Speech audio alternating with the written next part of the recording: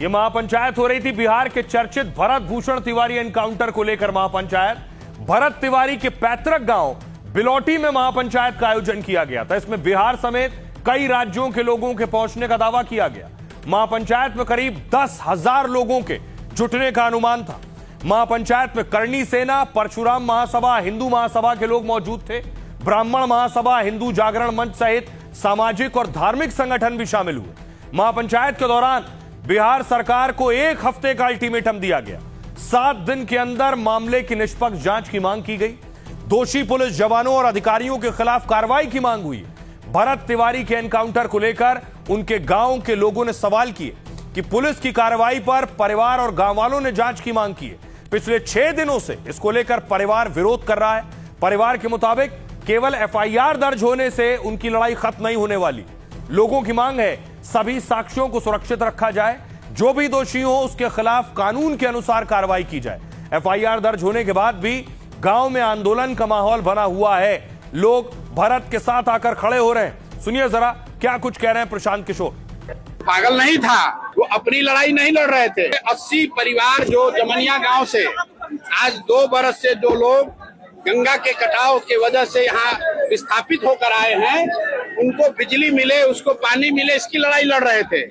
और उसके बाद आप उसको गोली मार दिए हैं, तो 4 कांस्टेबल के सस्पेंशन से बात नहीं रुकेगी। पुलिस का काम गोली चलाना नहीं है, पुलिस का काम समाज की रक्षा है। और जब रक्षक ही भक्षक बन गए हैं तो समाज को खड़ा होना पड़ेगा। बहुत दूर दूर से लोग आए हुए थे। सबका निष्कर्ष इसी बात पे आया कि अगर श्राद्ध तक बिहार सरकार जिनके जिनके ऊपर एफआईआर हुआ है अगर गिरफ्तार करके जेल में नहीं डालती है तो हम इसे बिहार सरकार का लीपापोती ही मानेंगे। अगर श्राद्ध तक सबकी गिरफ्तारी हो जाती है तो हम लोग सब सही हैं। अगर गिरफ्तारी नहीं होती है तो विधानसभा घेराव का फैसला लिया गया। सबसे बड़ी मांग थी मोबाइल की। मोबाइल में सबूत था, अब तो सबूत मिलने से रहा, लेकिन बहुत सारी वैज्ञानिक साक्ष्य हैं जिसके द्वारा दोबारा भी मोबाइल का जो डाटा खत्म किया जाता है उसको दोबारा लाया जा सकता है।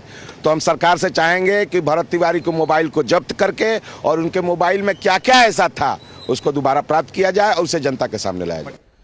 अब देखिए महापंचायत हो रही है, हजारों लोग आ रहे हैं तो सियासतदान भी पहुंचेंगे। प्रशांत किशोर महापंचायत के बाद देखिए पहुंचे हैं परिवार से मिलने के लिए।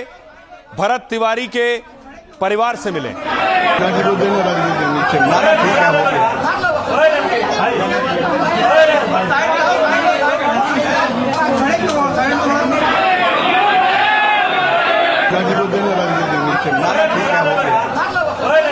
और आज पहुंचे पीके, लेकिन इससे पहले आपको याद होगा, देखिए इससे पहले खेसारी और पप्पू यादव पहुंच चुके हैं। और भरोसा रखिए, मैं एक जिंदगी में एक आदमी है जो सच के अलावा कभी झूठ नहीं बोलता।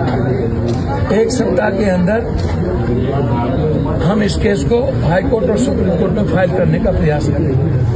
फिक्र रहिए, आप समझिएगा, मैं आपका भाई हूँ। पवन और खेसारी के साथ साथ देखिए आज कौन पहुंचा था। ये पवन सिंह की पत्नी है। पप्पू और खेसारी पहुंचे, आज पवन सिंह की पत्नी पहुंची।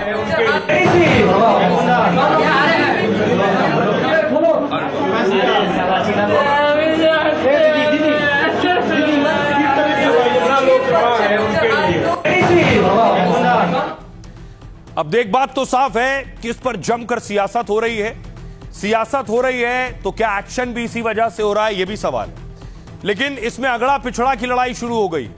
इसमें ब्राह्मण गैर ब्राह्मण की लड़ाई शुरू हो गई है। जीतन राम मांझी कह रहे हैं एनकाउंटर पर जातिगत बयानबाजी तेज है। केंद्रीय मंत्री जीतन राम मांझी के बयान को लेकर बवाल हो गया। जीतन राम मांझी ने एनकाउंटर को सही बता दिया। मांझी ने कहा एनकाउंटर ठीक हुआ है। साथ ही केस में दलित और मुसलमान का एंगल डाल दिया। दलितों का एनकाउंटर हो तो नक्सली था, मारा गया। मुसलमानों का एनकाउंटर हो तो आतंकवादी था, मारा गया।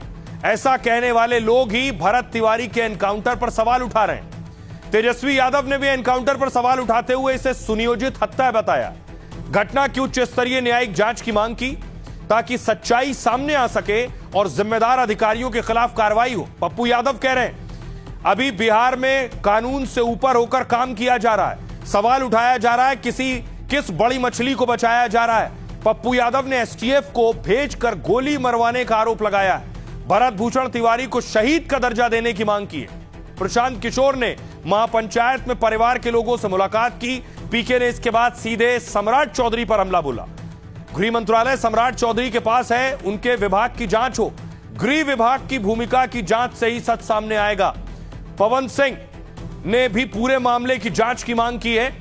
भरत को समाज के लिए संघर्ष करने वाला संवेदनशील व्यक्ति बताया। वो गरीबों, असहायों, दलितों की आवाज उठाते रहते थे।